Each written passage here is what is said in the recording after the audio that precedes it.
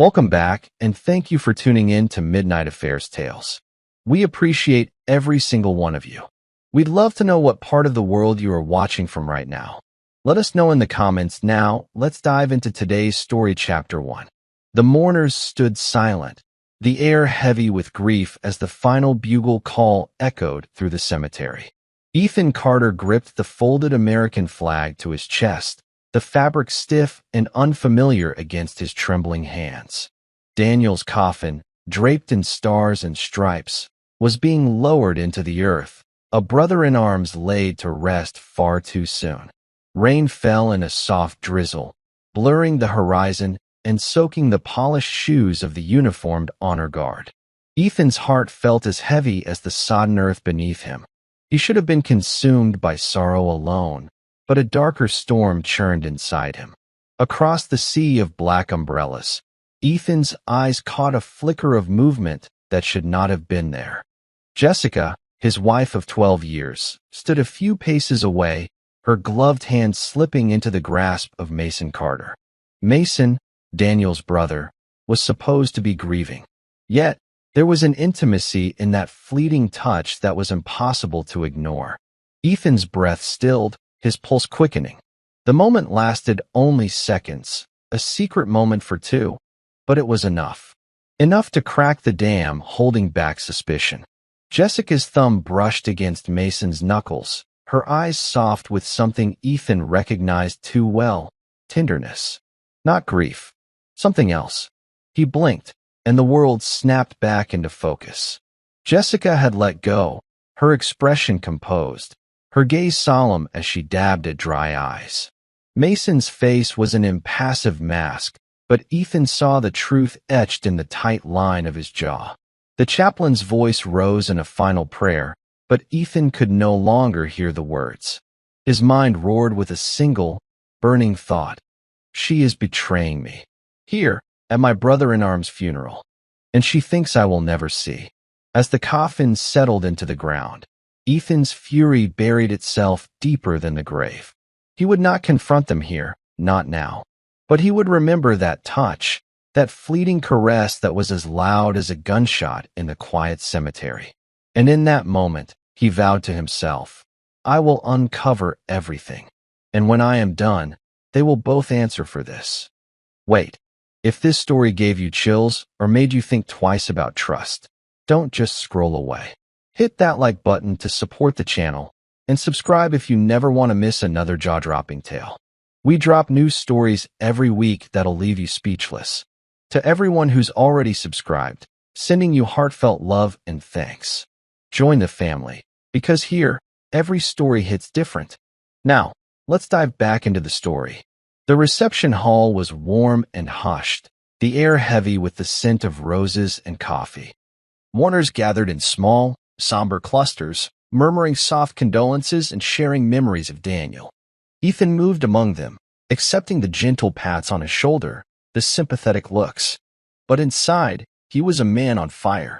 Jessica stood by the buffet table, her laughter soft, her eyes bright as she thanked guests for their kind words. She played the grieving widow's friend to perfection, but Ethan's eyes never left her.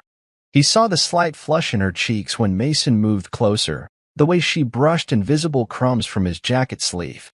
Mason was calm, too calm. His hand rested just a little too long on Jessica's lower back as he whispered something in her ear. Jessica's lips curved in a smile, brief, secret, meant for no one but Mason. Ethan's hands curled into fists at his sides. He forced his face into a mask of civility, nodding at guests who passed by. But every time his gaze shifted to Jessica and Mason, it was like a blade twisting in his gut. He was not sure which was worse, the betrayal itself or the ease with which they carried it out, as if Daniel's funeral was nothing more than a convenient cover. He caught snippets of conversation, old war buddies reminiscing, Daniel's mother weeping softly in a corner, but Ethan was deaf to all of it. His world had shrunk to Jessica's every movement, Mason's every glance. They thought themselves careful, but they did not see the way Ethan watched, cataloging every moment, every stolen look. A friend approached, clapping him on the back, pulling him into a story about Daniel's heroism overseas. Ethan forced a smile, but his mind was elsewhere. His thoughts burned with a single, consuming truth. They will not hide this from me. Not anymore. When the reception ended, Jessica moved to his side, slipping her arm through his with practiced ease. You must be exhausted, she murmured. Her touch was gentle, but Ethan felt nothing but cold fury. He pressed a kiss to her temple, the gesture mechanical, his lips tasting salt and steel. As they walked out into the gray evening, Mason watched them from the doorway. His eyes met Ethan's for a fraction of a second, calm, composed, but not unafraid. And Ethan thought, with a quiet, lethal certainty, you should be.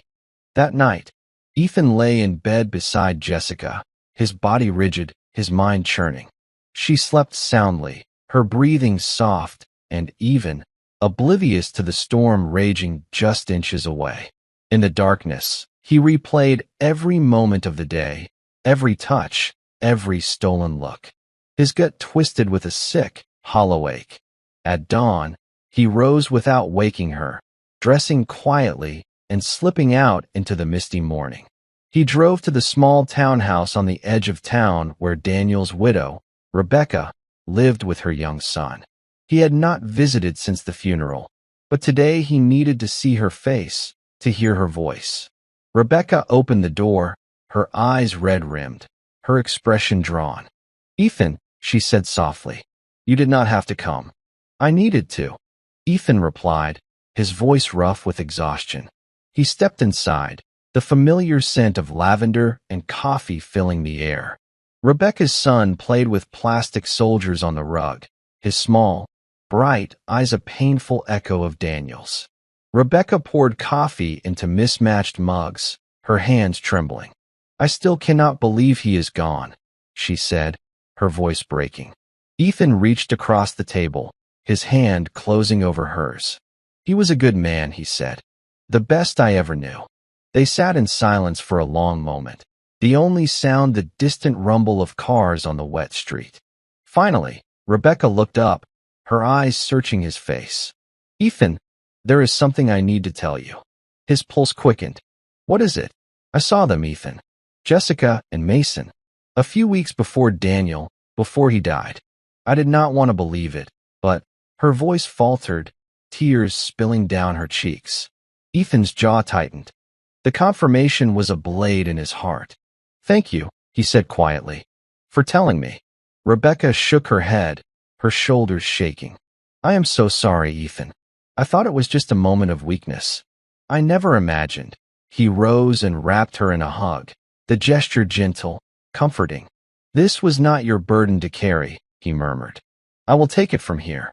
As he left her house, the morning sun broke through the clouds, painting the wet pavement in gold. But Ethan felt no warmth, only the cold clarity of purpose, like the calm before battle. Jessica and Mason had shown him who they truly were. Now, it was his turn to show them who he was. The night after the funeral reception, Ethan found himself at the local VFW hall. The bar was dimly lit, the stale air thick with the scent of spilled beer and old memories. Veterans swapped stories in low voices, their laughter a hollow echo of camaraderie Ethan once knew. But tonight, he felt alone among brothers. He sat at the far end of the bar, nursing a whiskey that burned his throat and dulled the ache in his chest. Mason entered an hour later, his arrival marked by a murmur of respect from the regulars. Ethan watched him in the cracked mirror behind the bar, saw the easy smile, the practiced tilt of his head as he accepted condolences and half-hearted slaps on the back. Mason ordered a drink, his gaze scanning the room. When their eyes met in the reflection, Mason hesitated, just a flicker of uncertainty before he raised his glass in a silent toast. Ethan did not smile. He did not raise his own glass. He just watched. You seem a million miles away, the bartender said, polishing a glass with a rag worn thin as an old flag. Ethan offered a tight smile. I am just thinking, he replied, about how people reveal their true colors when they think no one is looking. The bartender nodded, the lines in his face deepening. Ain't that the truth, he muttered. Mason moved closer, his swagger quiet but undeniable. Ethan, he said, his voice smooth as whiskey. "How are you holding up?" Ethan let the question hang in the air, the silence louder than any answer. Finally, he turned to Mason, his voice calm. "I am holding up," he said. "You know how it is, one foot in front of the other." Mason gave a small nod, his expression unreadable. "That is the way," he agreed, taking a long pull from his glass. Ethan watched him. Every word Mason spoke another stone in the wall he was building around his fury. They stood together at the bar, two men bound by shared grief and something darker. Mason's hand rested on the worn wood, the same hand that had brushed Jessica's at the funeral. Ethan's jaw clenched. He leaned in, his voice low. "You ever wonder what Daniel would say if he could see us now?" he asked. Mason's smile faltered, just for an instant. "I think he would want us to take care of each other," he said carefully. Ethan's lips twitched in a humorless smile. "Yeah," he said. "I suppose he would." He drained the last of his drink and set the glass down with deliberate finality. "Good night, Mason," he said, his voice flat. "Try not to lose any sleep." He left the bar without looking back, the weight of Mason's eyes on his back as he walked into the cold night. Outside, the air smelled of rain and betrayal. Ethan's hand shook as he unlocked the old phone, its cracked screen flickering to life in the dark kitchen. He had found it buried in Jessica's dresser, a relic she thought forgotten. But tonight, it was the key to everything. He scrolled through the messages, his breath hitching with each new line of text. They were there, plain as day, Jessica and Mason, their words intimate and raw. "I miss you. I need you. I cannot wait until he is gone." His fingers trembled, but he forced himself to keep reading. Each word was a blade, cutting deeper, slicing through the last threads of hope he clung to. The messages were not just about stolen kisses and secret meetings. They spoke of plans, of whispered promises to a future built on betrayal. "He will never know. We can start fresh, just the two of us." Ethan's vision blurred with rage. His mind raced back to the funeral, to Jessica's hand in Mason's, how she had mourned Daniel's death while plotting to steal the life insurance meant for his widow and child. He closed his eyes, gripping the edge of the countertop until his knuckles turned white. The house was silent around him, the only sound the faint buzz of the refrigerator and his own ragged breathing.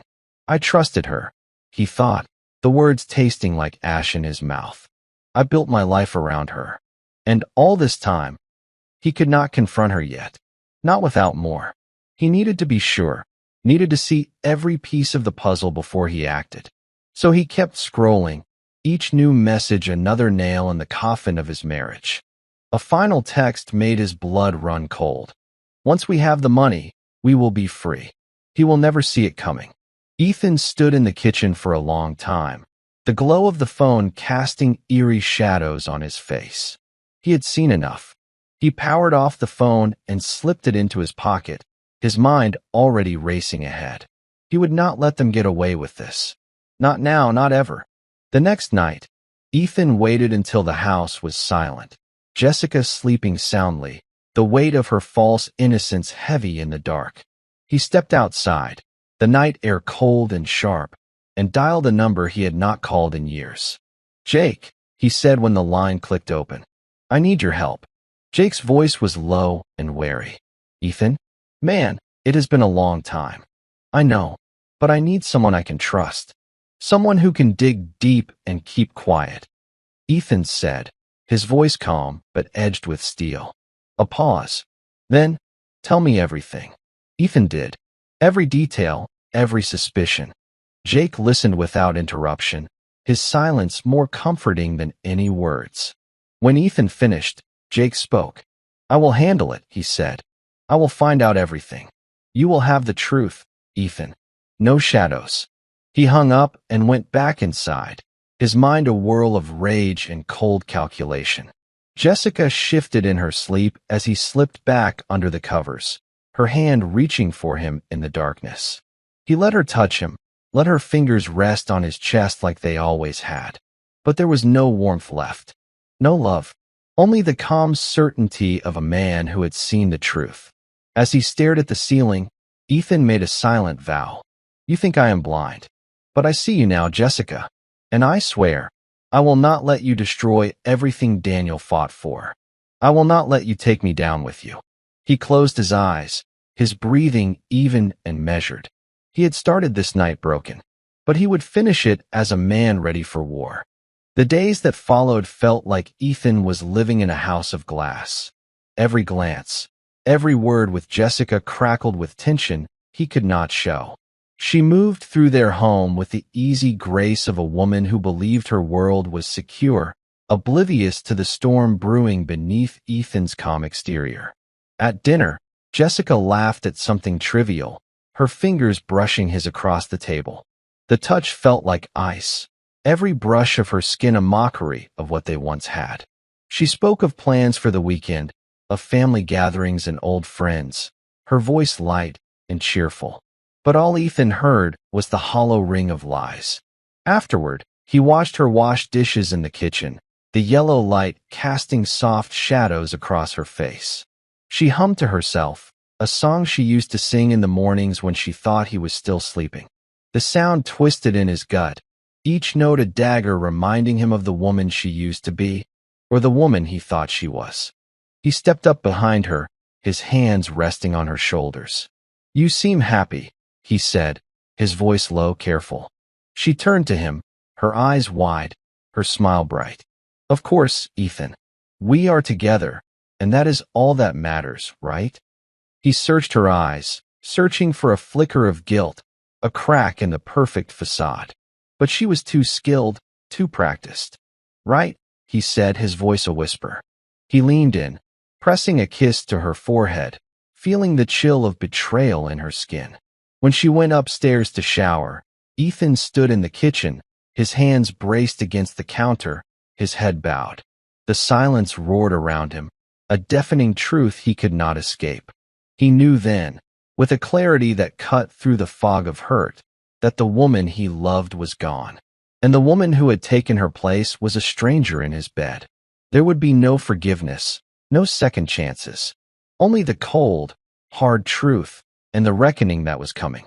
Ethan knew he had to play the part a little longer. To Jessica, he was still the devoted husband, the man who loved her without question. But inside, he was a soldier again, every movement calculated, every smile a shield. On Saturday morning, they went to the farmer's market, weaving through stalls of bright flowers and fresh fruit. Jessica slipped her arm through his, leaning close, her laughter easy and bright. To the world, they were the picture of contentment. "Look at these peaches," she said, holding one up to her nose, inhaling deeply. "They smell like summer." Ethan forced a smile. "Get as many as you like," he said, his voice steady. He watched her choose the ripest fruit, her fingers delicate and sure. The same fingers that had texted Mason in the dead of night, promising a future built on lies. They ran into friends, couples they had known for years, who smiled and teased them about their perfect marriage. Ethan played along, his responses smooth, his arm around Jessica's waist. But behind his calm facade, every laugh felt like a betrayal of the truth he carried in his chest. Later, as they loaded their bags into the car, Jessica leaned against him, her lips brushing his ear. "Thank you for today, Ethan," she murmured. "I feel so lucky to have you." He turned to her, his eyes dark, his smile gentle but hollow. "You always have," he said, the words tasting bitter on his tongue. Driving home, Jessica chatted about recipes and dinner plans, her voice a soft hum against the steady thrum of the engine. Ethan nodded in all the right places, but his mind was elsewhere, already mapping out the next steps, the final pieces of the puzzle he was assembling. When they pulled into the driveway, Jessica kissed him, her lips sweet with the promise of a life she was already tearing apart. He kissed her back, his hands steady, his heart a quiet battlefield. He was done pretending he did not see. But for now, he would keep the mask in place until the day he was ready to tear it away. That night, Ethan could not sleep. He lay awake, listening to Jessica's even breathing beside him, the moonlight painting silver lines across the bedroom wall. Every breath she took felt like a challenge, a reminder of the choice he had made to wait, to gather every scrap of truth before he struck. He rose before dawn, slipping out of bed with a careful, silent grace. In the kitchen, he poured himself a glass of water, the cold liquid doing nothing to soothe the heat burning in his chest. He checked his phone. No messages from Jessica's number, but he knew better than to trust appearances. He stepped outside, the night air crisp and bracing. The weight of the sky pressed down on him, the darkness a quiet witness to the storm inside him. His thoughts drifted to Daniel. How many nights they had shared under the same stars in some far-off desert, the only comfort the knowledge that someone had your back. He wondered what Daniel would say if he were here now, if he saw the wreckage that Jessica and Mason had made of everything he fought for. A single tear slid down Ethan's cheek, but he did not wipe it away. It was the only sign of weakness he would allow himself. He closed his eyes, breathing deeply, the crisp night air filling his lungs, steadying his resolve. He knew he could not delay forever. Soon, he would need to confront them, to drag their lies into the light. But not yet. He needed one more piece of the puzzle, something undeniable, something that would shatter every lie Jessica had ever told. He turned and went back inside, his mind already racing with the plan he would put into motion. Jessica stirred as he slipped back into bed, her hand reaching for him in the dark. He let her touch him, let her believe she still held his heart. But in the stillness of the night, Ethan whispered a promise to himself. The truth will come for you, Jessica. And when it does, you will see the man you thought you could deceive. The truth could not be buried forever. Ethan's gut told him that the next move would shatter any lingering doubts. So he followed the breadcrumb trail of texts, the dates and times that Jessica thought were hidden away. And on a cold, rain-slicked evening, he parked across the street from the hotel where Mason and Jessica were set to meet. He watched the entrance from the shadows of his car, the wipers cutting slow arcs through the mist. Each passing car cast brief pools of light across his face, his jaw set, his eyes narrowed with unwavering focus. The minutes dragged on, each one tightening the coil of tension in his chest. Then he saw them. Jessica, in a black coat and heels that clicked against the wet pavement. Mason, stepping out of his car with that easy swagger he wore like a second skin. They exchanged a look, soft, secret, and loaded with unspoken promises. Ethan's breath stilled as he watched them slip inside, the hotel lobby's golden glow swallowing them whole. He knew what would happen next. The laughter behind closed doors, the whispered confessions in rumpled sheets. And he was done pretending he could turn away. He stepped out of his car, pulling up the collar of his jacket against the drizzle. Every step across the slick asphalt was measured, deliberate, a soldier's march into battle. At the front desk, he waited for the clerk to turn away, his eyes scanning the register for their names. Room 407. A beat, a breath. Then he was moving, up the stairs 2 at a time, the pounding of his heart louder than the rain on the roof. The hallway was dim and silent, the carpet muffling his footsteps as he approached the door. Through the gap beneath it, he saw the flicker of shadows, heard the low murmur of voices.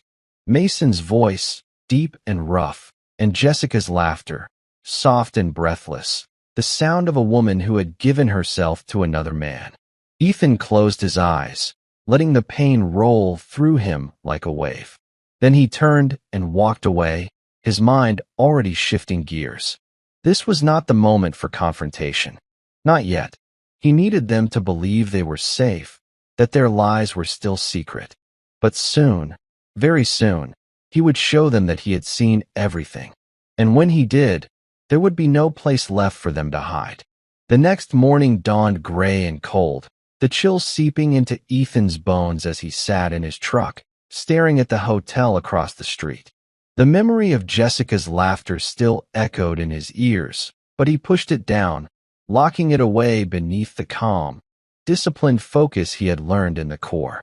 He thought of Daniel, how they had once watched each other's backs through sandstorms and firefights, brothers in a bond forged by blood and sweat. Daniel had trusted him with his life. And now, even in death, Ethan would not let him down. His phone buzzed, breaking the silence. It was Jake.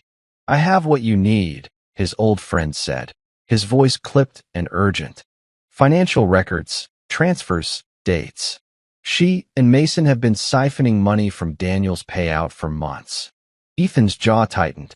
"Send me everything," he said, "and keep digging. I want to know how far this goes." He hung up and leaned back, closing his eyes for a moment as he drew a deep breath. The betrayal was no longer just personal. It was criminal, a theft that spat on Daniel's memory and left his widow and child in the cold.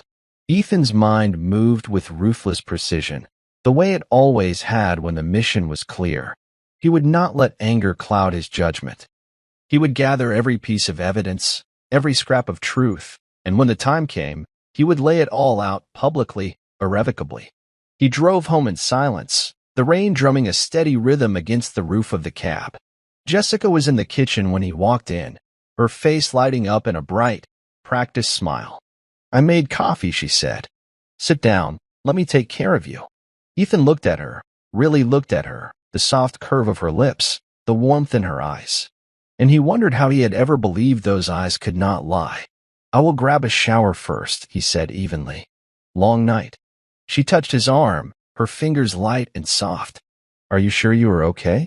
He smiled, the mask of normalcy slipping into place with an ease that startled him. "I am fine," he said. "Better than ever." And in that moment, he realized it was true. Because now he was no longer blind. And that knowledge was the sharpest weapon he had. Ethan did not sleep that night. He sat in the darkness of his office, the glow of the computer screen casting harsh shadows across his face as he pored over the documents Jake had sent him. Bank transfers, coded messages, secret rendezvous. They were all there, laid out in black and white. Every number was a bullet, every word a betrayal. Jessica and Mason had stolen more than money. They had stolen trust, loyalty, everything that Daniel had believed in, and everything Ethan had built his life around. His fingers traced the numbers on the screen, his mind racing. He thought of Daniel's widow, of the little boy who would grow up never knowing his father. And he felt something cold and hard settle in his chest, a resolve that would not be shaken. At midnight, he picked up the phone and called Daniel's widow. "Rebecca," he said softly, his voice rough with exhaustion. "I need to talk to you. It is about Jessica and Mason." There was a pause, then a soft sigh. "I had a feeling," she said, her voice tight. "Come over. I will put on some coffee." He found her waiting in the small, tidy kitchen, her hands wrapped around a steaming mug. She looked up at him with weary eyes, and for the first time, he let her see the pain he carried. "They have been stealing from you," he said. "From Daniel's son. It is all here. Every lie, every dollar." Rebecca closed her eyes, a single tear sliding down her cheek. "I knew something was wrong," she whispered. "I just did not know how to prove it." "You do not have to," Ethan said. "I will take care of it. I promise you." She reached across the table, her hand closing over his. "Thank you, Ethan, for everything." He squeezed her hand gently, then rose to leave. As he stepped into the night, he felt the weight of the coming storm, but he welcomed it. Because for the first time since that funeral, he was no longer afraid. He was ready. The next day dawned with a brittle, cold clarity that matched the calm in Ethan's mind. He had seen the shape of the enemy now, Jessica and Mason, two souls bound together by greed and betrayal. He would not let them slip away into the shadows. This was his mission now. He sat at the small desk in his office, files spread out like a battlefield map. Dates, times, transaction slips, each one a piece of the puzzle that would become their undoing. The numbers told a story of secret meetings and stolen money, of phone calls in the dead of night, and lies whispered in hotel rooms.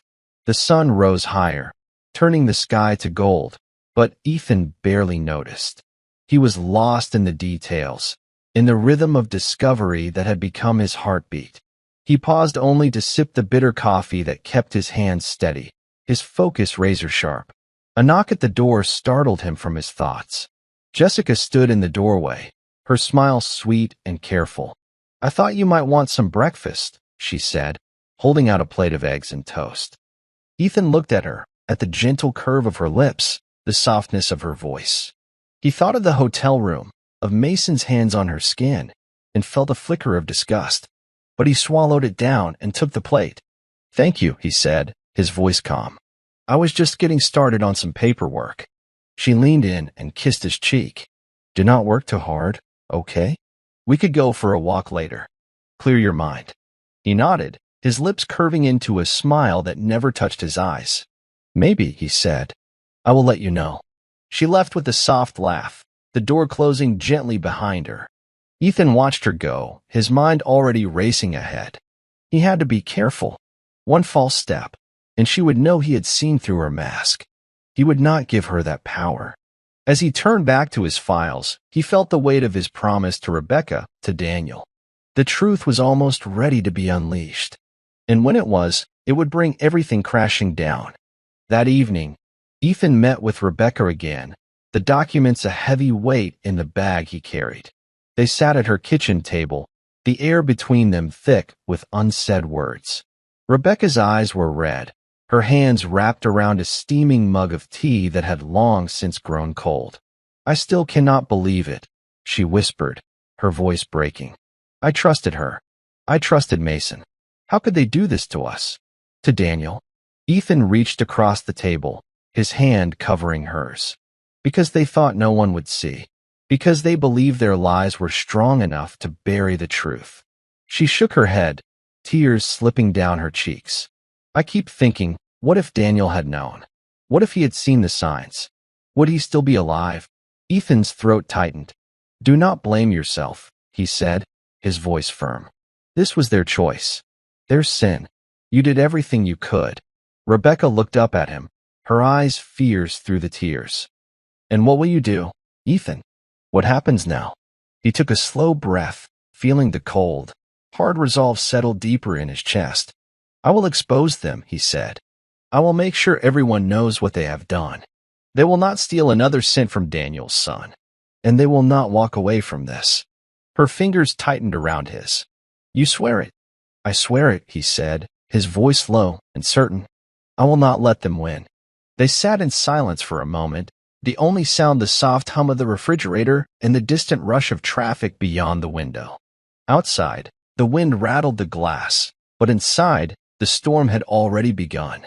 As he rose to leave, Rebecca caught his hand. "Be careful," she said softly. "They will not go down without a fight." Ethan met her gaze, his own steady and unflinching. "Let them fight," he said. "I am ready." The next morning, the air was heavy with humidity, a storm brewing just beyond the horizon.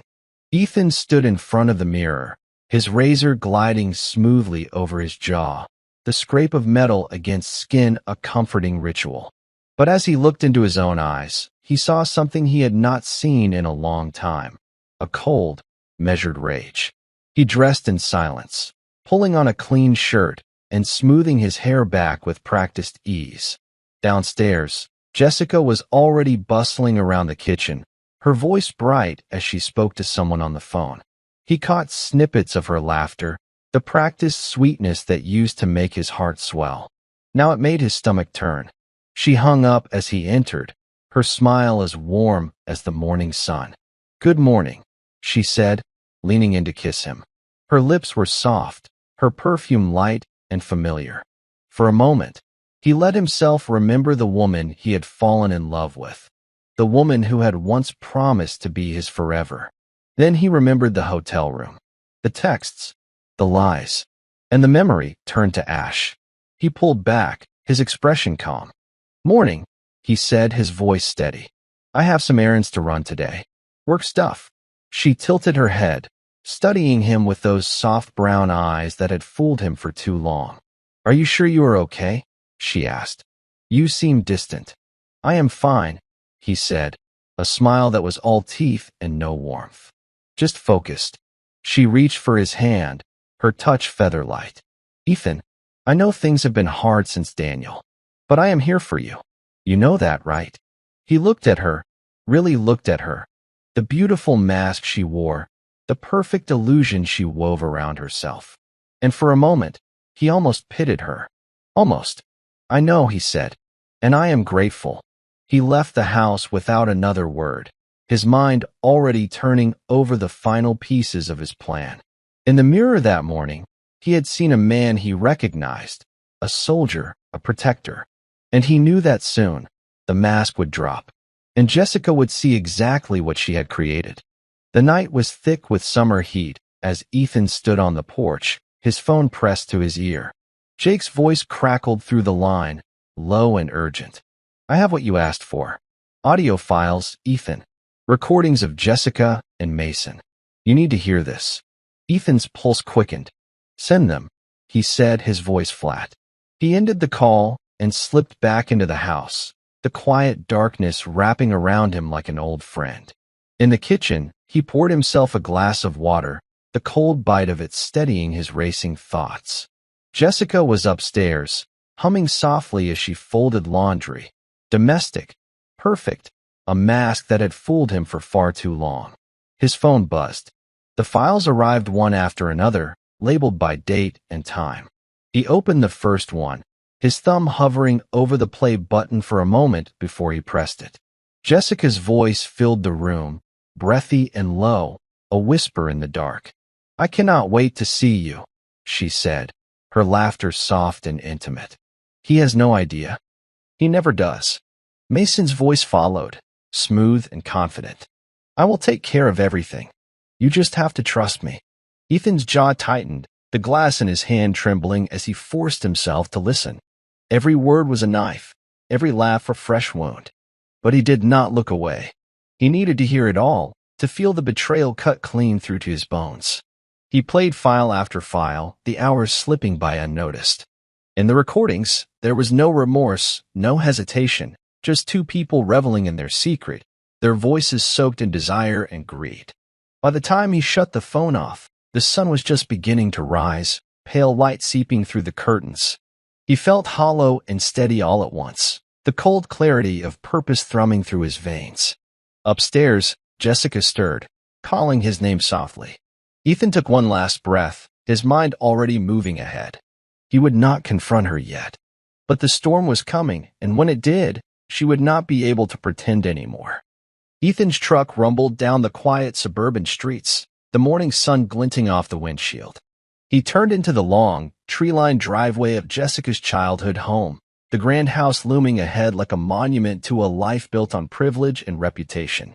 Jessica's father, Judge William Carter, met him at the door. The older man's eyes were sharp, his jaw set in the same hard line Ethan had seen in the courtroom years ago. "Ethan," he said, his voice cool but curious. "This is an unexpected visit." "I need to talk to you," Ethan said, his voice low, the weight of what he carried tightening every word. "It is about Jessica and Mason." A flicker of something dread, maybe, crossed the judge's face. He stepped aside, ushering Ethan into the study. The room smelled of leather and old books, the heavy curtains shutting out the morning light. Ethan handed him a folder, thick with evidence, bank statements, screenshots, phone records. The judge flipped through it, his eyes narrowing with each page. When he finished, he set the folder down with a quiet finality. "Tell me everything," he said. Ethan did. Every lie, every stolen dollar, every late-night meeting. He spoke with the precision of a man who had lived each betrayal, the words hard and unflinching. When he finished, the judge sat back in his chair, his face pale but composed. "My daughter," he said softly, his voice like iron beneath the calm. "I always thought she was better than this." Ethan met his gaze, his own steady and unbroken. "I thought so too. But this is who she is now." The judge nodded slowly, his eyes distant. "You will do what you need to do," he said. "But know this, I will not protect her from the consequences. Not if she has betrayed her vows, her family, and Daniel's memory." Ethan rose, his resolve hardening like steel. "I appreciate that, sir." As he left the house, he felt the first real crack in Jessica's armor. Her father would not save her. And with that knowledge, Ethan felt the balance of power shift, just a little, but enough to know that the reckoning was coming. That evening, Ethan returned home to find Jessica waiting for him on the porch, her expression carefully composed. She wore a soft blue dress, her hair pinned up, every inch the devoted wife she still pretended to be. "Where have you been?" she asked, her voice light but edged with the tension he could see in the tight set of her shoulders. "Out," he said simply, stepping past her into the house. He could feel her eyes on his back, searching, calculating.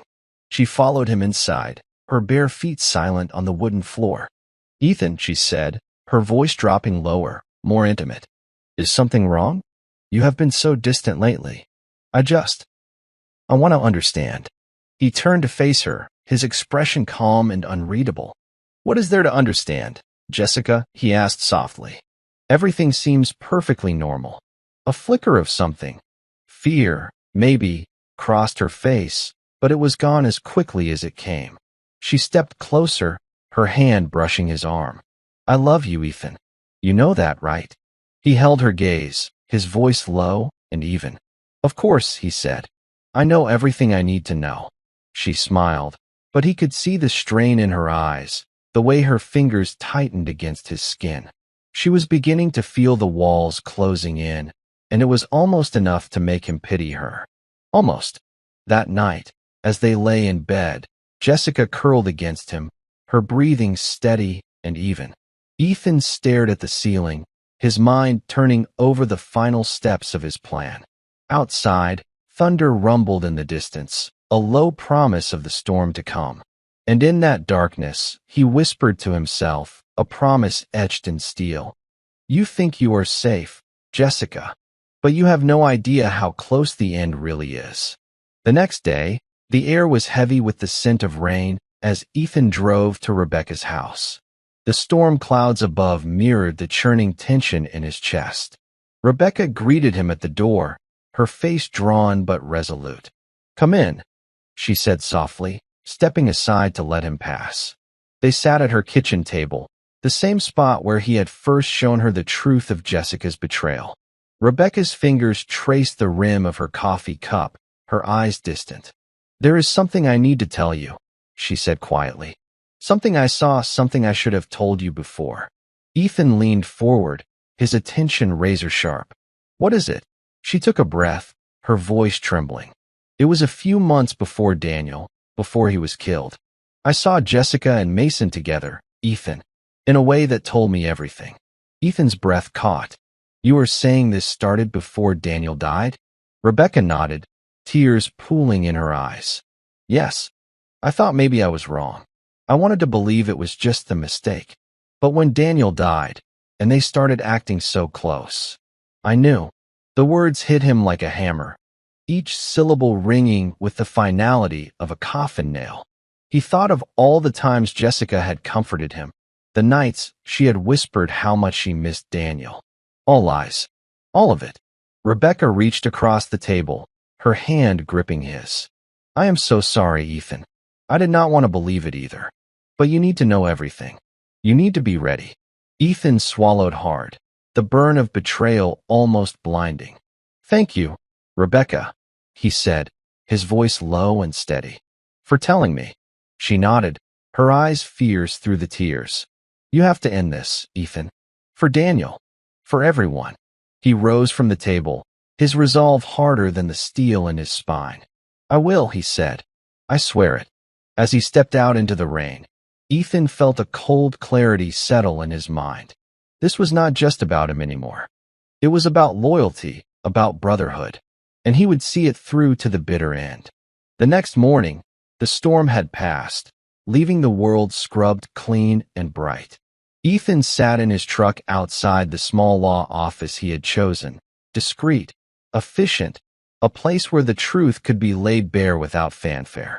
He met with his attorney, a lean man named Martin with sharp eyes and a sharper mind. They sat across from each other in a narrow office lined with thick law books, the quiet hum of the city beyond the window. Ethan laid out the evidence, the bank records, the messages, the audio files. Martin listened in silence, his pen moving steadily across a yellow legal pad. When Ethan finished, Martin leaned back, his expression grave. "This is enough to bury them," he said. "Fraud, theft, infidelity, and the fact that they started before Daniel died? That is going to hit hard if we take this public." Ethan nodded, his hand steady. I do not want revenge, Martin. I want the truth out. I want Daniel's widow and son protected. And I want Jessica to face what she has done. Martin's lips curved in a faint smile. Then that is what we will do, he said. I will draw up the papers. We will hit them with everything we have. As he left the office, the weight on Ethan's shoulders felt lighter, the first hint of vindication whispering in his chest. He knew there was still a battle to fight, but for the first time, he felt like he had a weapon that could not be turned against him. Driving home, he rolled down the window, the cool breeze washing over his face. The world outside felt sharper, clearer. He thought of Jessica, of the mask she still wore, and he felt a flicker of something almost like pity. Almost. He would not flinch. He would not turn away. The truth was coming, and nothing would stop it now.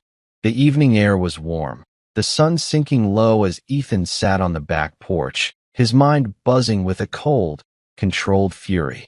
The paperwork was ready. Divorce papers, fraud allegations, evidence stacked so high it would crush Jessica and Mason under its weight.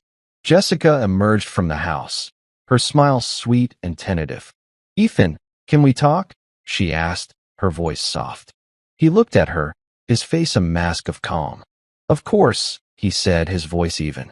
She sat beside him, her hand resting on his thigh. "I know things have been hard," she began, her eyes shining with false warmth. "I want to make things right. I want us to go back to how we were." Ethan met her gaze, his expression unchanging. "And how do you propose we do that?" he asked quietly. She blinked, her fingers tightening. "We could take a trip, just the two of us. Leave everything behind, start fresh." A bitter laugh bubbled in his chest, but he swallowed it down. "Start fresh?" he repeated softly. "You think we can just erase what has been done?" Jessica's smile faltered. "Ethan, please. I love you. You know I do." For a moment, he let her see the truth in his eyes, the cold, unyielding certainty that had replaced the love he once felt. "I know exactly what you love, Jessica," he said, his voice low. "And it has nothing to do with me." She drew back, her eyes wide with a fear she could no longer hide. "What are you saying?" "I am saying the game is over," he said. "I have seen everything. And soon, so will everyone else." She stared at him, her mouth opening to protest, but no words came. The sun dipped below the horizon, the last light dying in the sky. And in that gathering darkness, Ethan saw the truth in her eyes. Fear, regret, and the knowledge that she had finally lost. The following morning dawned bright and cloudless, a cruel contrast to the storm Ethan felt brewing inside him. He sat alone in the kitchen, the sunlight slanting across the wooden table, turning the grain into rivers of gold. In his hands, he turned over the divorce papers, the legal weight of them steady and solid. Each word was a promise that there would be no going back. Jessica bustled around the kitchen, pouring coffee into 2 mugs.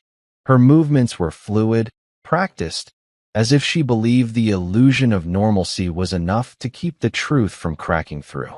She set a steaming cup in front of him, her smile bright and brittle. "Here you go," she said, her voice soft. "I thought you might like some before you head out." "Thank you," Ethan replied evenly, his fingers curling around the warm ceramic.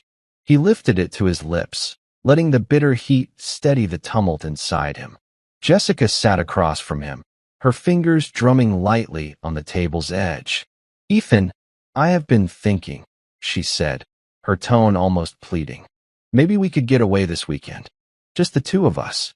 I feel like we need that." Ethan's eyes narrowed, his mind parsing every word. "Do you think that would change anything?" he asked, his voice calm, measured. She flinched, just a flicker of hesitation before she forced a bright smile. "Of course. We have always been able to talk, to figure things out. That is what we promised each other, remember?" He held her gaze, his expression unreadable. "I remember," he said softly. "I remember every promise we made." Her smile faltered, and she looked away, her fingers twisting the edge of a napkin. The silence between them stretched, taut and suffocating, filled with words unspoken and truths half buried. Finally, Ethan rose, sliding the untouched coffee away. "I have to go," he said quietly. "There are things I need to take care of." She looked up, her eyes wide and uncertain. "Ethan," but he was already walking away, his shoulders straight, his steps sure. In that moment, he knew the calm before the storm was over. The confrontation was coming, and he was ready. Ethan spent the day preparing. He moved through the house with careful, deliberate purpose, gathering every piece of evidence he had collected. Each document, each recording was a weapon, forged from truth and sharpened by betrayal. He laid them out in neat rows on the table, the weight of them a quiet promise of what was to come. The air in the house felt heavy, charged with an unspoken tension. Jessica moved through the rooms like a ghost, her smile quick and brittle whenever their eyes met. She tried to talk to him, her words soft and coaxing, but he gave her nothing. Just a calm, steady silence that cut deeper than any accusation. That evening, as the sun dipped below the horizon, Ethan dressed in a crisp button-down shirt and dark slacks.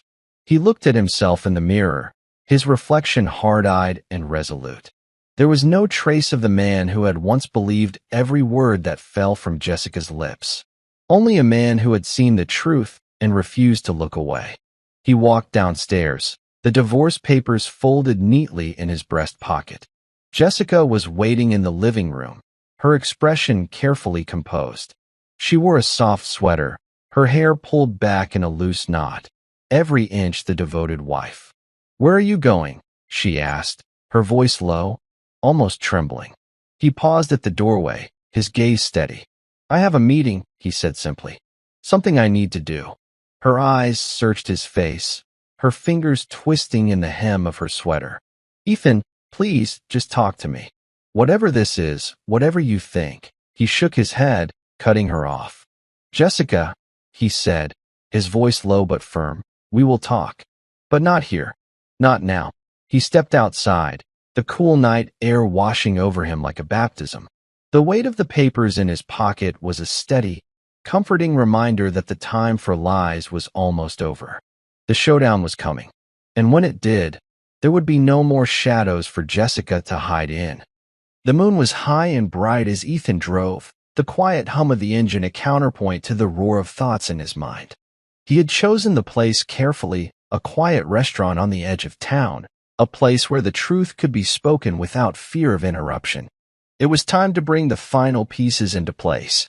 He arrived early, settling into a corner booth where the light was low and the shadows deep. He ordered a whiskey, the burn of it steadying his resolve as he waited. Around him, the low murmur of conversation was a distant backdrop to the storm that was building inside him. A few minutes later, Jessica walked in. She was dressed simply, her hair falling loose around her shoulders, her face pale and tense. She spotted him immediately, her steps hesitant as she approached the table. "Ethan," she said softly, sliding into the seat across from him. "What is this? Why here?" He studied her for a long moment, the silence between them thick and heavy. "I wanted somewhere quiet," he said finally. "Somewhere we could talk without distractions." She swallowed, her fingers twisting in her lap. "Ethan, I know things have been hard, but I love you. I want to make this work." He held up a hand, his expression calm. "Stop," he said quietly. "No more lies, Jessica. Not tonight." Her lips parted, but no words came. He reached into his pocket and pulled out the papers, laying them on the table between them. Her eyes widened, her breath hitching as she recognized the words on the page. "This is the end," he said softly, his voice steady and clear. "No more games.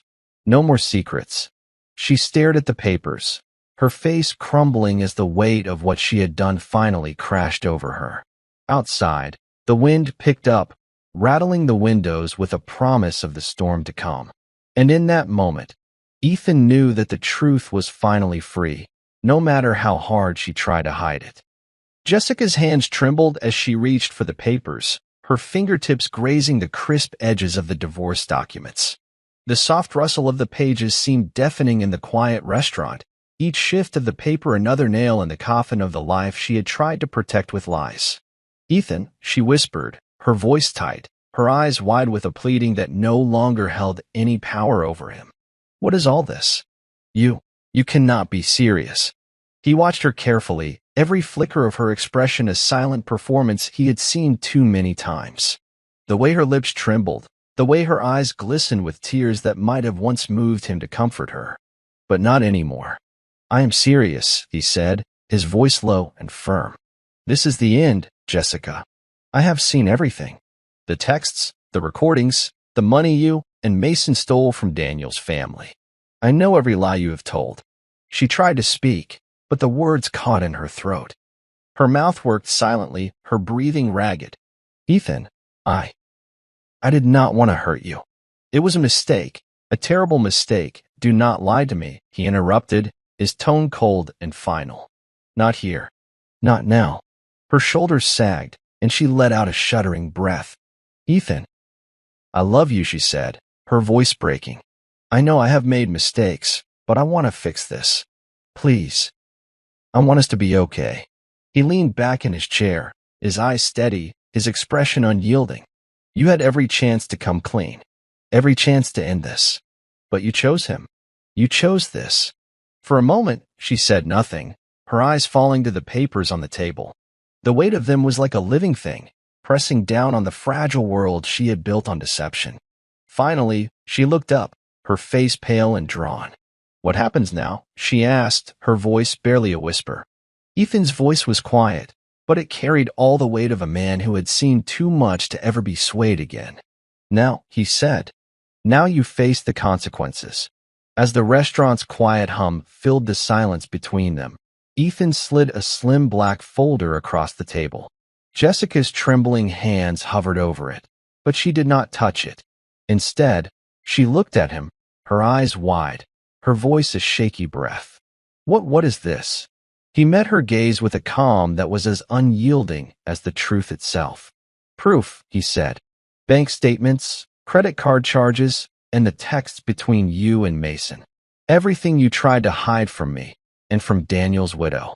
Jessica's hand flew to her mouth, her eyes welling with fresh tears. Ethan, please. You have to believe me. I did not mean for it to go this far. I was scared. He held up a hand, his tone quiet but final. Stop. This is not about fear or confusion. This is about choices. You chose this path, Jessica. You chose to betray not just me, but Daniel, his widow, his son. Her sob caught in her throat, her shoulders shaking as she buried her face in her hands. The tears that had once moved him to comfort her now washed over him like a cold rain, unable to reach the walls he had built around his heart. Do you know what hurts the most? He asked softly. She looked up, her lips trembling. It is not the affair. It is not even the money.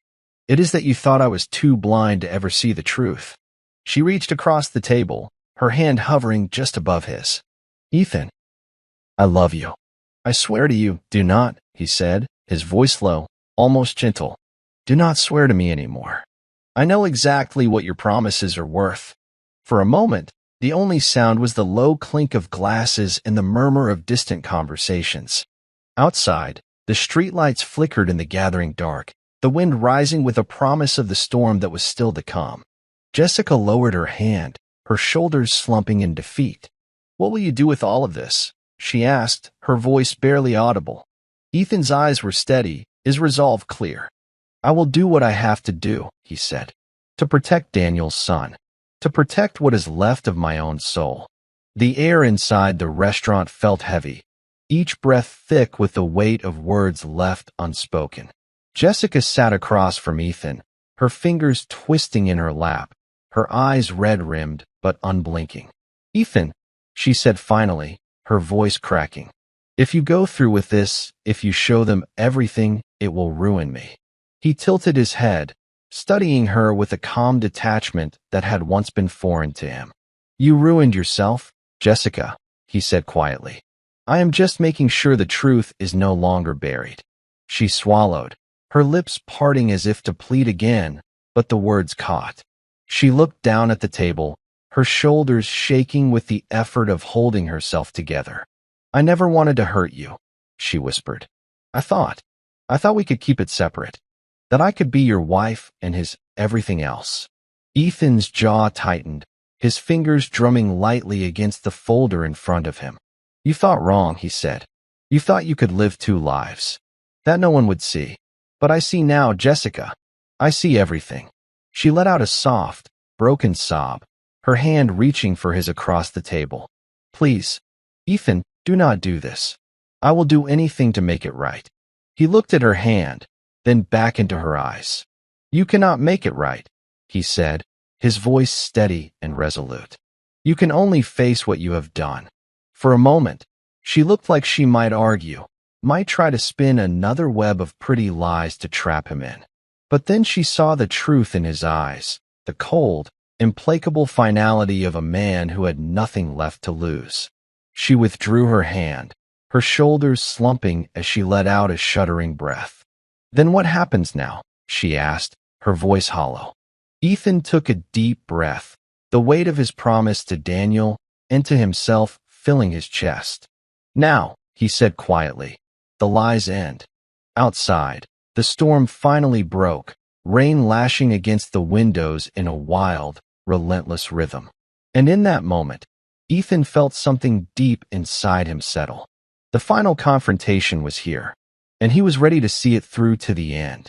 Mason had always been a man of easy charm, a quick smile, a steady hand, the kind of man who could make you believe in his version of the truth. But as he walked into the quiet hotel lounge to meet Ethan, that charm was nowhere to be found. Ethan watched him approach, the lines around Mason's eyes tighter than he had ever seen, the confidence in his stride hollow and forced. Mason sat down across from him, his shoulders tense, his hands folding and unfolding on the table. I got your message, Mason said finally, his voice low and cautious. What is this about, Ethan? Why drag me out here in the middle of the night? Ethan said nothing at first, letting the silence draw out like a taut wire. He studied Mason with a calm, unblinking gaze, every second of quiet adding weight to the moment.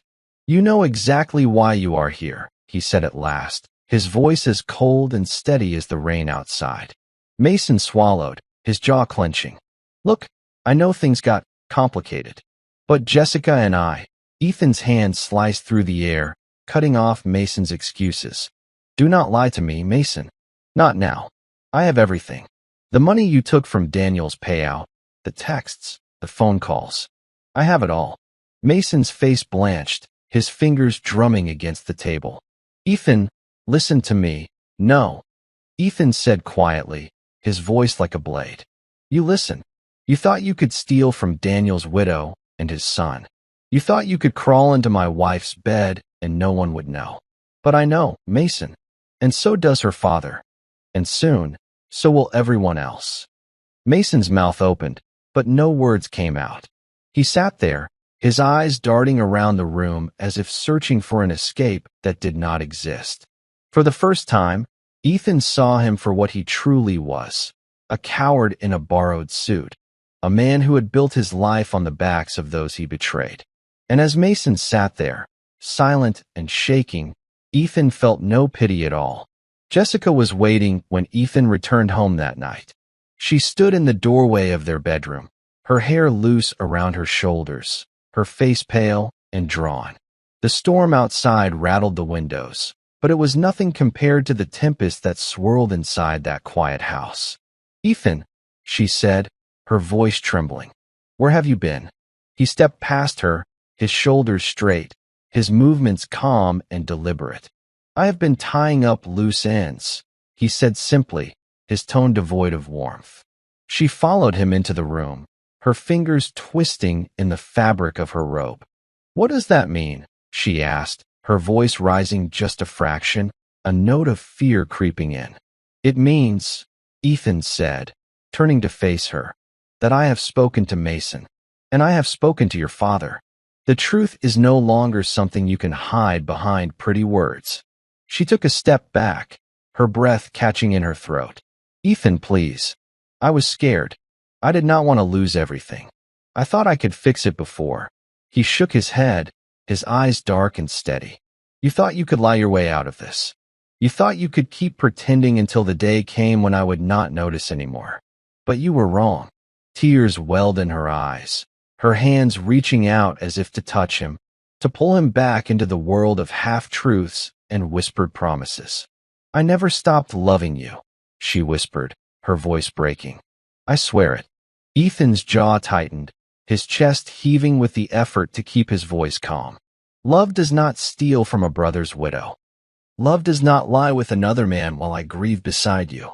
Her shoulders shook, the weight of her own choices finally pressing down on her. What will you do? She asked, her voice small and hollow. He took a long breath, the finality of it ringing in his chest. What I have to, he said. No more lies. No more pretending. And in that moment, Jessica's carefully crafted world began to crumble around her, the first cracks of a truth she could no longer deny. The next morning was heavy with the lingering chill of the storm as Rebecca arrived at Ethan's doorstep. Her eyes were clear, her shoulders squared, the quiet strength in her presence unmistakable. She had dressed in simple black slacks and a plain blouse, the weight of what she carried etched in the lines of her face. Ethan opened the door, stepping aside to let her in. Thank you for coming, he said softly.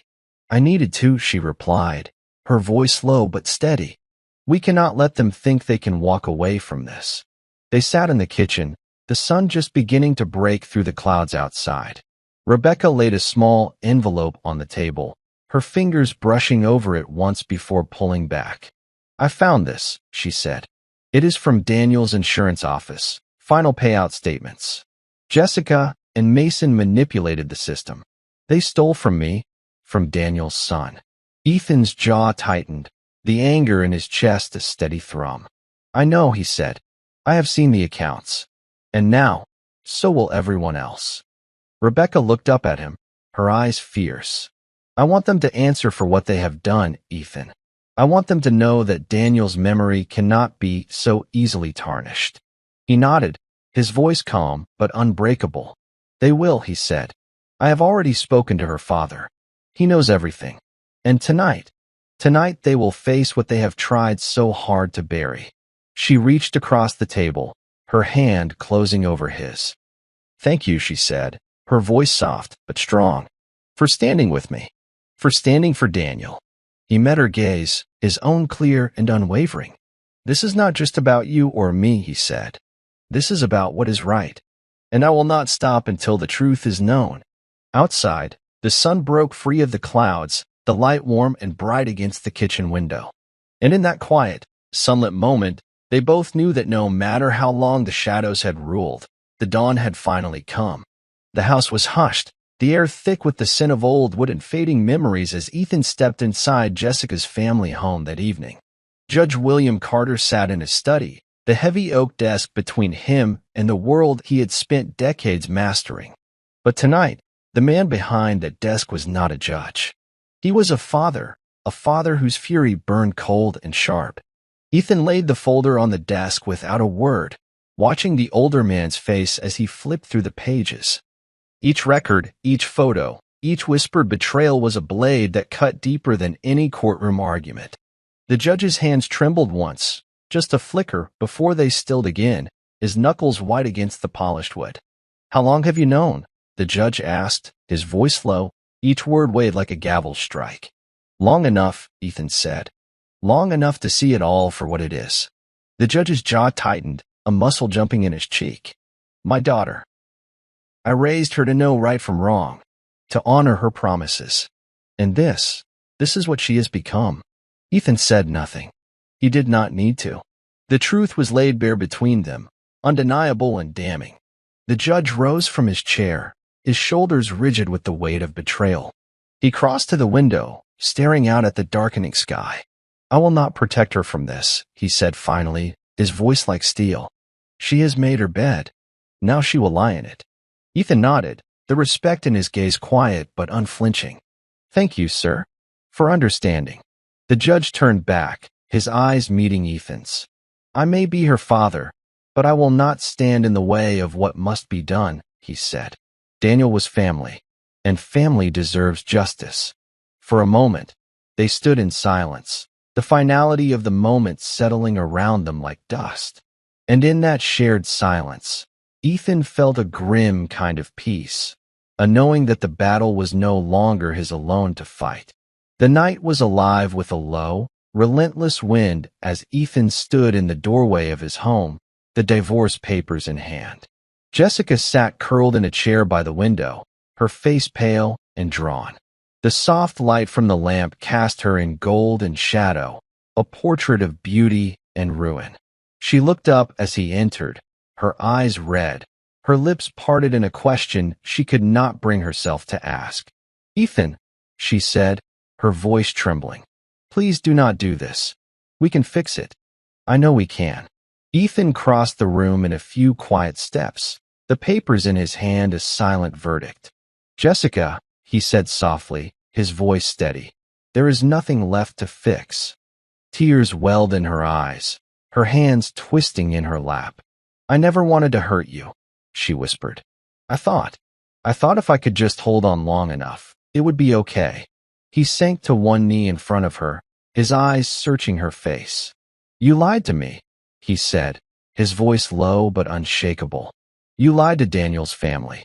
You lied to yourself. And now, there is nothing left but the truth." She reached out, her fingers brushing his cheek. "I still love you," she said, her voice breaking. He closed his eyes, the touch burning like ice against his skin. "That is not love," he said quietly. "That is need. That is fear.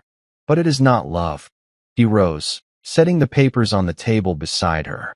"Sign them," he said. "End this, Jessica. Let us both be free."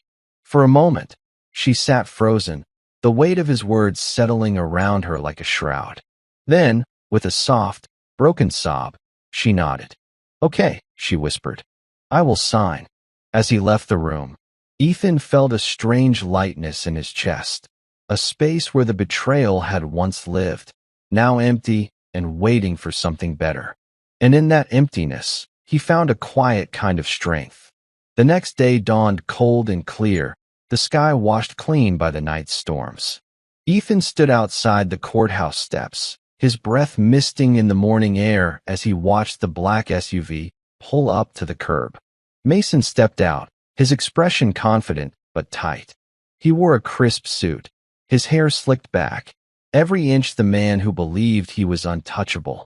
But as he approached the steps, two military police officers stepped from the shadows, their uniforms crisp and their gazes unwavering. "Mason Carter," the first officer said, his voice calm but commanding.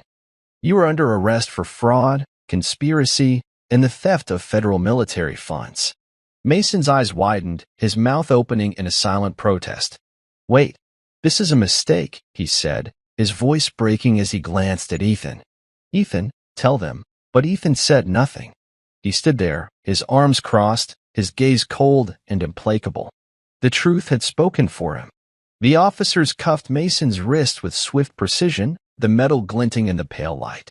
Mason's face twisted with disbelief as they turned him toward the waiting car. "Ethan," he shouted, desperation clawing at his voice. "You cannot let them do this." Ethan watched in silence, his expression unchanging. As Mason was led away, he felt no pity, no second thoughts. The man who had stolen from a brother's widow, who had thought himself above the law, was finally facing the weight of his own lies. And in that quiet victory, Ethan found a measure of justice he had thought lost forever. Jessica's world fell apart in the span of a single day. The news of Mason's arrest spread quickly, whispers rippling through the town like wildfire. Neighbors who had once envied her perfect life now watched her with pity and disdain, their eyes sharp with the knowledge of her secrets. She stayed in the house, curtains drawn tight, her phone silent and accusing on the kitchen counter. She sat at the table, her hands wrapped around a cold cup of coffee, her thoughts a whirl of panic and shame. When her father arrived, his face carved from stone, she tried to plead with him. "Daddy, please. I did not mean for any of this to happen. You have to help me." But his eyes were hard, his voice colder than she had ever heard. "You brought this on yourself, Jessica," he said, "and I will not save you from it." She collapsed into tears, her sobs echoing in the quiet room. But her father turned away, his back a wall she could no longer climb. As he left, the silence pressed in on her like a weight. She thought of Ethan, of the way he had looked at her with eyes that no longer saw love, only the ruin she had made of everything they once were. She pressed her hands to her face, her breath coming in ragged gasps. The lies she had told, the choices she had made, they had all led her here, to this cold, empty kitchen where the only sound was the echo of her own mistakes. And for the first time, she understood that there was no escape. The life she had fought so hard to keep was gone, and in its place was only the truth. The air was crisp the next morning, a pale sun glinting off the frost that dusted the window panes. Ethan stood in the living room, a cardboard box at his feet as he packed away the last of Jessica's things. Every photograph, every carefully curated piece of their shared life, now felt like a ghost he was finally exorcising. He picked up a small silver picture frame. Jessica laughing on a beach in California, her hair tousled by the wind, her eyes bright with a warmth he had once believed was his alone. For a moment, he let the weight of that memory settle in his chest. Then he slipped the frame into the box, his fingers steady and sure. Jessica watched from the doorway, her face pale, her eyes red from sleepless nights. "Ethan," she said softly, her voice shaking. "You do not have to do this. We can find a way to." He turned to her, his gaze calm and unwavering. "I am done," he said, his voice quiet but final. "You need to leave." Tears welled in her eyes, but he did not flinch. He had given her every chance to come clean, every chance to choose truth over deception. And she had chosen her path. "I will have the papers sent to you," he said. "Sign them. There is nothing more to say." For a moment, she looked like she might argue, her mouth opening in a silent plea. But then she saw the resolve in his eyes, the unshakable finality of a man who had nothing left to lose. She nodded, her shoulders sagging. "Okay," she whispered. "I will." He watched her go, the door clicking shut behind her like the final beat of a chapter that had already ended. For a moment, he stood there, the house around him echoing with a silence that felt clean, almost peaceful. Outside, the winter wind whispered against the windows. Ethan let out a breath he had been holding for too long, feeling it wash through him like a quiet release. He was free, and in that freedom, he felt the first true glimmer of something like hope. The days that followed were quiet, the world outside hushed beneath the gray sweep of winter skies. Ethan spent the early mornings walking through the woods behind his house, the brittle crunch of frost beneath his boots the only sound. Each step was a reminder of how far he had come, from the man who had once believed every lie, to the man who had torn them all down. He stopped at the edge of the frozen creek, the water beneath the ice moving slow and sure. For a moment, he let himself breathe in the cold, clean air, feeling it fill the spaces that had once been choked with betrayal. He thought of Daniel, of the promise he had made at that funeral. "I will protect what you left behind." In the weeks since Jessica's lies had come to light, he had done just that. He had ensured that Daniel's son would have what was his, that the memory of his brother-in-arms would not be tainted by those who had tried to steal from him. Returning home, Ethan found the house quiet and still. He picked up the pieces of his life one by one, rebuilding not what had been, but what could be. He spent long evenings sanding down old furniture, the steady scrape of wood beneath his hands a soothing rhythm. In those moments, he found a kind of peace he had not known in years. The past was still there, but it no longer owned him. And in that quiet dawn of new beginnings, Ethan knew that he was no longer defined by Jessica's lies. He was defined by the choices he made to rise above them. Rebecca called one afternoon, her voice warm but laced with a gentle caution.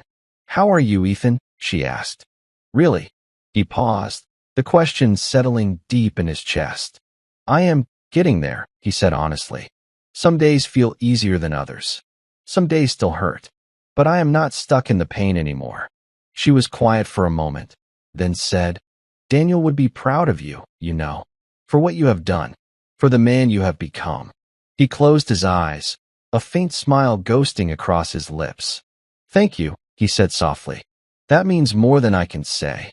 They talked for a while, their words gentle, no longer burdened by the weight of secrets.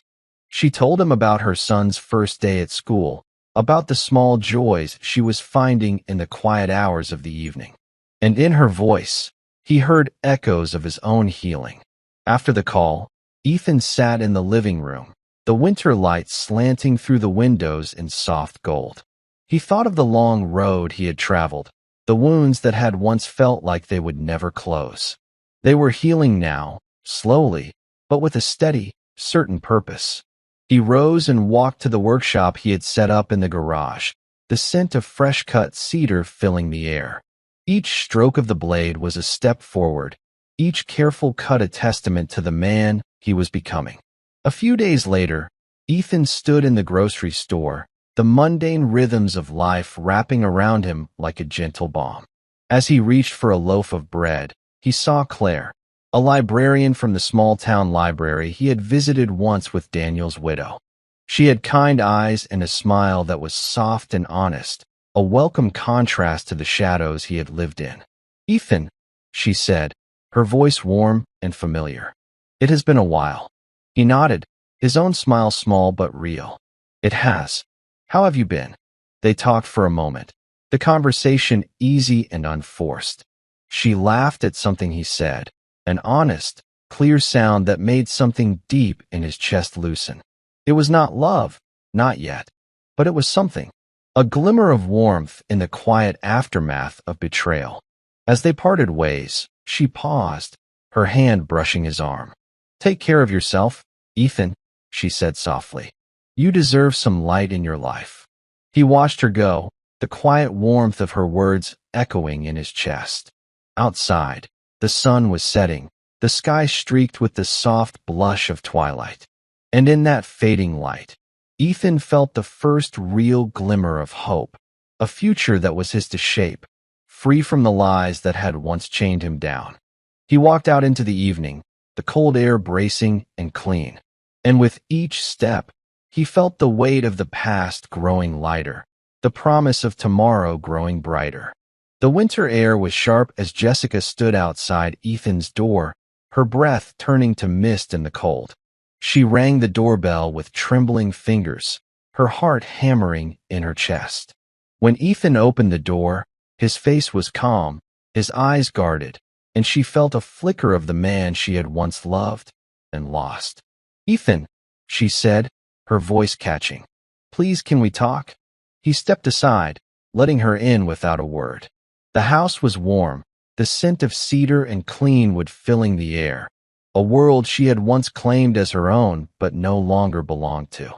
She moved to the living room, her eyes searching his face for any sign of softness. "I signed the papers," she said quickly, her words tumbling over each other. "I did what you asked, but I needed to see you. To explain." Ethan folded his arms across his chest, his silence speaking volumes. "Explain," he said quietly, his voice low and even. "What is left to explain?" She took a breath, her hands twisting in the hem of her coat. "I never wanted to hurt you," she whispered. "I know it does not matter now, but I need you to know. I loved you. I still do." He held her gaze, his expression steady. "Love is not supposed to feel like betrayal," he said. "You chose Mason. You chose to lie. Those choices have consequences." Tears welled in her eyes, but she blinked them back. "I know," she said. "I know I lost everything that mattered. I wanted you to hear me say it." Ethan was quiet for a moment, his breath even. "I have heard enough, Jessica," he said finally. "You can go now." She nodded, her shoulders slumping as she turned to leave. At the door, she paused, her voice a soft plea. "I hope one day you can forgive me," she said. But Ethan said nothing. And in that silence, Jessica finally understood that some bridges could never be rebuilt. The days turned to weeks, each one bringing a slow but steady calm to Ethan's world. He poured himself into work, into the quiet, steady rhythm of building something with his hands, something that could not be torn down by lies. But the final truth still waited in the shadows, a loose thread he needed to tie off. One morning, a letter arrived at his door. A paternity test, Jessica's final card, the last attempt to tie herself to a future that no longer existed. He sat at the kitchen table, the envelope heavy in his hands, the weight of possibility pressing into his chest. He opened it with slow, deliberate care, his eyes scanning the neat lines of text. Negative. The word was small, clinical, but it carried a finality that was as clean and cold as the winter light streaming through the window. For a moment, he let the paper rest in his hands, the relief washing through him like a quiet tide. It was over. The child was not his. The last tie binding him to Jessica's lies had been severed. He rose and walked to the window, the snow outside glistening beneath the pale sun. He thought of the boy who would grow up in a house without the weight of false promises.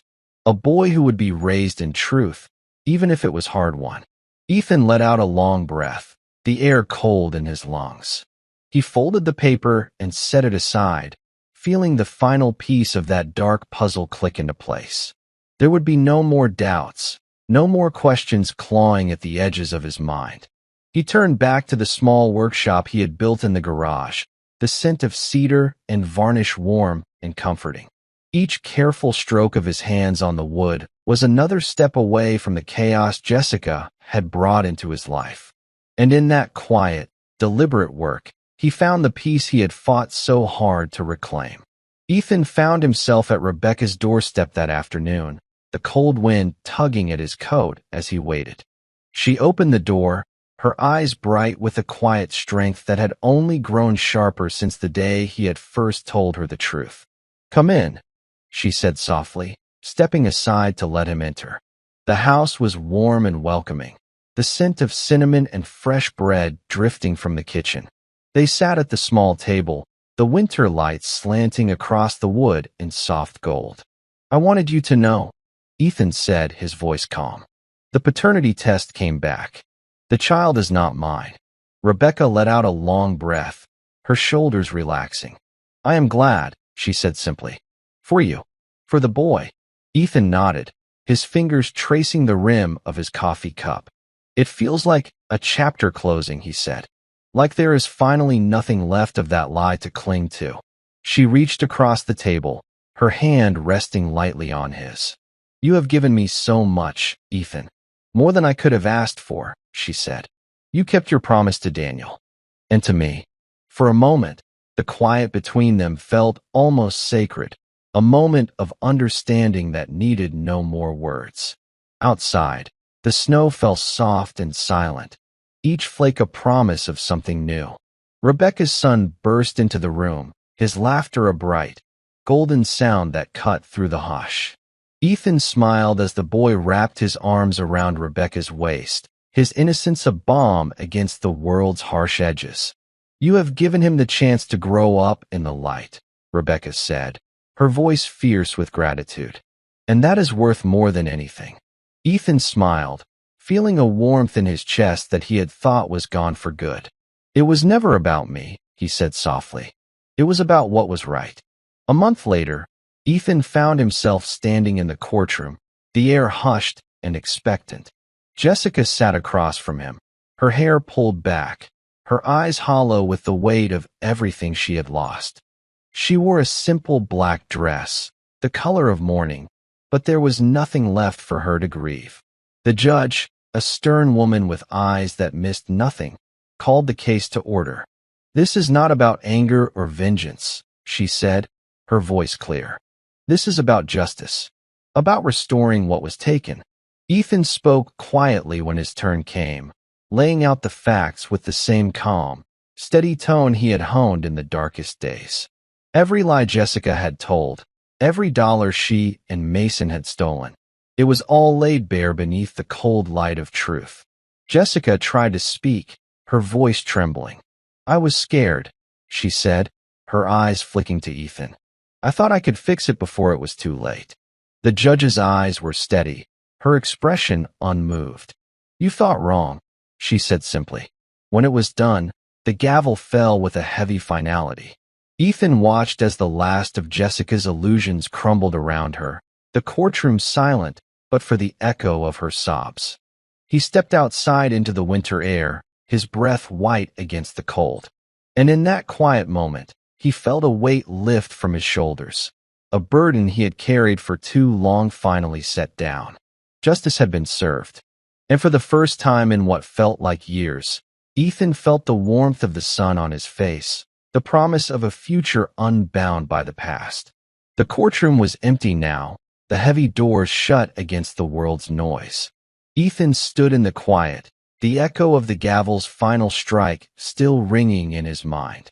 He ran a hand over the polished wood of the railing, feeling the deep grain beneath his fingertips, a reminder that even the strongest things carried the marks of what they had survived.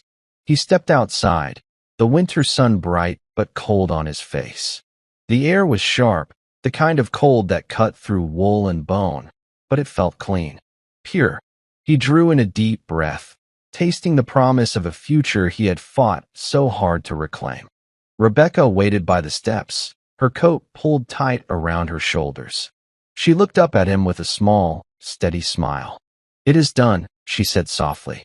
He nodded, the weight in his chest finally easing. "It is," he said. "No more secrets. No more shadows." They stood together for a long moment, the wind tugging at their coats. In that silence, he felt the finality of what they had accomplished. The lies were gone. The truth was written in the court's orders and the relief in Rebecca's eyes. She reached for his hand, her fingers warm in the cold. "Thank you," she said, "for standing by me, for standing for Daniel." It was what he deserved, Ethan said quietly. What we all deserved. They walked down the steps together, each step another distance from the pain that had once chained them. The snow crunched beneath their feet, the world bright and alive around them. For the first time in what felt like years, Ethan felt like he was walking toward something real, something honest. He glanced at Rebecca, her profile lit by the low winter sun. "How is the boy?" he asked, his voice gentle. "He is good," she said, her eyes softening. "He is strong, just like his father." And in that answer, Ethan heard everything he needed to know. That night, Rebecca invited Ethan to her house. The living room glowed with soft lamplight, the scent of baking bread and cinnamon thick in the air. There was a small fire crackling in the hearth, the flames dancing warm and bright. They sat together on the couch, the boy playing quietly on the rug with a set of wooden blocks Ethan had carved himself in the days after the courtroom's final judgment. Each block was smooth and solid, a promise made in cedar and care. Rebecca poured them each a glass of wine, her eyes bright with something that was not quite joy, but close enough. "It feels like the end of a long winter," she said softly. Ethan took a sip, the rich warmth of it spreading through his chest. "It does," he agreed. "For the first time in a long time, it feels like everything is where it should be." She looked at him then, her eyes searching his face. "What about you, Ethan? What will you do now?" He was quiet for a moment, the question settling deep in his chest. "I think I will keep building," he said. "Not just furniture, but a life. One that is mine. One that does not have room for lies." She smiled, a soft, knowing curve of her lips. "You deserve that," she said. "You deserve to be happy." He watched her, the way the firelight danced in her hair, the quiet strength in her eyes. In that moment, he realized how far they had both come, two people bound by grief and betrayal, finding their way to something like peace. As the boy looked up at him, his eyes wide and trusting, Ethan felt something shift in his chest. A small, cautious hope that maybe the future was not something to fear. And in that small room, with the fire burning low and the night wrapped around them like a soft blanket, Ethan felt the first true warmth of what was to come. The days began to lengthen as winter gave way to a soft, hesitant spring. Ethan spent the early mornings in his workshop, the scent of fresh wood and clean sawdust filling the air. Each project was a meditation, his hands steady, his focus clear, the past no longer a weight but a lesson. One morning, he walked the wooded path behind his house, the ground still cold but the air fragrant with the promise of thaw. The trees were bare, but he saw the small green shoots pushing through the hard earth. Life, quiet and determined, refusing to be buried. He thought of Jessica sometimes, her smile, her laughter, the warmth that had once felt so real.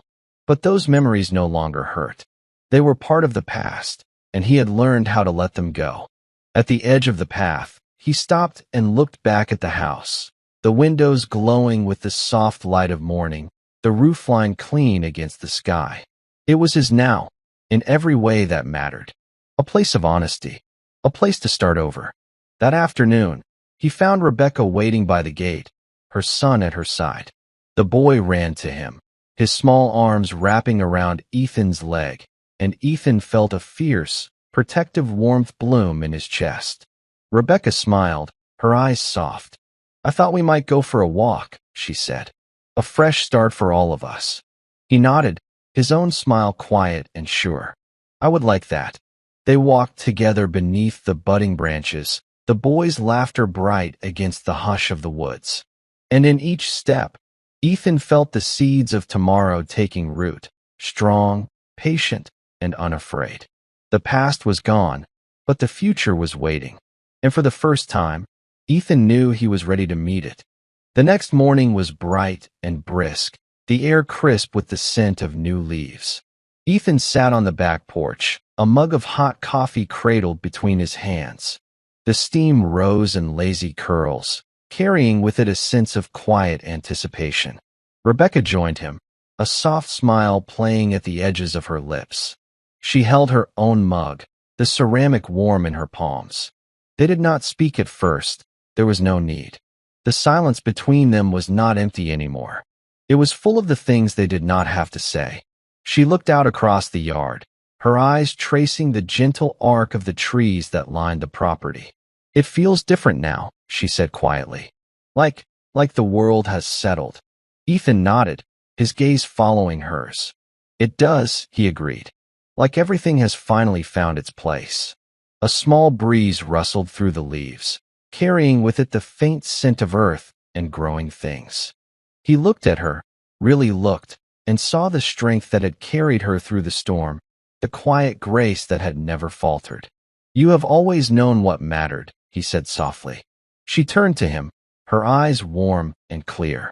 "So have you," she said, "even when it hurt." They sat in that gentle silence, the morning light painting them in gold. No promises were made, no vows were spoken, but in the quiet, they both knew that whatever came next, they would face it together. Two people who had learned that the strongest bonds are not always the ones spoken aloud. And as the sun rose higher in the sky, Ethan felt a warmth in his chest that had nothing to do with the coffee in his hands. It was hope. It was possibility. It was the first quiet bloom of something real. Later that afternoon, Ethan found himself in his workshop, the scent of fresh cut wood filling the air. The soft rasp of sandpaper against cedar was a steady rhythm beneath his hands, the smooth grain emerging like a promise of new things. He worked slowly, deliberately, each careful pass a meditation. The piece he was shaping was small, a keepsake box, simple and clean. But it felt like more than just a project. It felt like a testament to the man he had become and the life he was building. Rebecca appeared in the doorway, her son perched on her hip. She watched him work, her eyes bright with something he recognized, pride, and maybe something gentler beneath it. "That is beautiful," she said softly, her voice carrying a warmth that filled the small space. Ethan looked up, his fingers pausing on the smooth curve of the wood. "Thank you," he said. "It feels good, making something that will last." She stepped closer, her son reaching out to touch the shavings that had fallen to the floor. "You have always had a gift," she said. "You just needed the space to see it." He nodded, a small smile ghosting across his lips. "And now I have it," he said. "For the first time, I feel like I am not just surviving. I am building." She smiled back, her eyes soft. "That is all any of us can hope for," she said. to build something that matters, something that will last. The boy tugged at his mother's sleeve, his bright eyes wide with curiosity. Rebecca laughed, the sound clear and light, and Ethan felt it settle in his chest like a promise. A new beginning, fragile and precious, but real. That evening, they shared a simple meal in the warm glow of the kitchen. The small wooden box Ethan had crafted sat in the center of the table, a symbol of everything they had fought to reclaim. Rebecca traced her fingers along the smooth edges, her touch reverent. "It is beautiful," she said, her voice soft. "What will you keep inside?" Ethan looked at her, his smile quiet but certain. "Memories," he said. "The ones that matter. The ones that remind me of who I am and who I want to be." She nodded, understanding lighting her eyes. "That is the best kind," she said. "The kind that cannot be stolen." The boy giggled as he played with a small toy at the edge of the table, his laughter a bright echo of the future. Ethan reached out and ruffled the boy's hair, the small hand that reached back to his a gentle, trusting touch that felt like home. As the night deepened, they talked softly about the days ahead, plans for spring, for the garden that would bloom in the yard, for the quiet joys that waited in the simple hours of each new dawn. There was no rush, no need for grand gestures, only the slow, patient work of mending what had been broken. Ethan watched the flicker of the candlelight in Rebecca's eyes, the way it caught the gold in her hair. He felt the old scars in his heart, but they no longer ached. They had become part of the man he was, the man he was still becoming. And in that small, warm kitchen, with the laughter of a child and the soft murmur of a woman who had walked through her own storms, Ethan realized that the past was just that, past. What mattered was the present and the quiet, certain knowledge that whatever lay ahead, he was finally ready to face it. The final days of winter melted into the soft light of spring, and with them, the last shadows of the past. Ethan stood on the edge of the small field behind his house, the sky painted in the rich colors of dusk, fiery orange fading to soft rose, the first stars winking in the gathering dark. The air was filled with the scent of new earth and clean rain, a quiet promise that the world was always ready to begin again. Rebecca walked beside him, her son laughing as he chased fireflies in the fading light. They said nothing, but the silence between them was easy now, comfortable. They had no need for words. Everything important was already written in the way they stood close, in the way their eyes met and held without fear. "Do you ever think about what could have been?" Rebecca asked softly, her voice carrying on the cool breeze. Ethan looked at her, the question settling deep in his chest. "Sometimes," he said honestly, "but then I remember what is. What we have now. And it is enough." She nodded, her eyes glistening with the quiet peace of a woman who had also learned how to let go. "You are right," she said. "The past is gone. But this is ours." They watched the boy chase the flickering lights of the fireflies, his laughter a sweet counterpoint to the hush of the evening. And in that moment, Ethan felt the last threads of regret slip from his shoulders. Jessica, Mason, the lies and the betrayal, they were all part of the story, but they no longer held the power to define him. As the sun slipped below the horizon, Ethan took a deep breath, feeling it fill him to the core.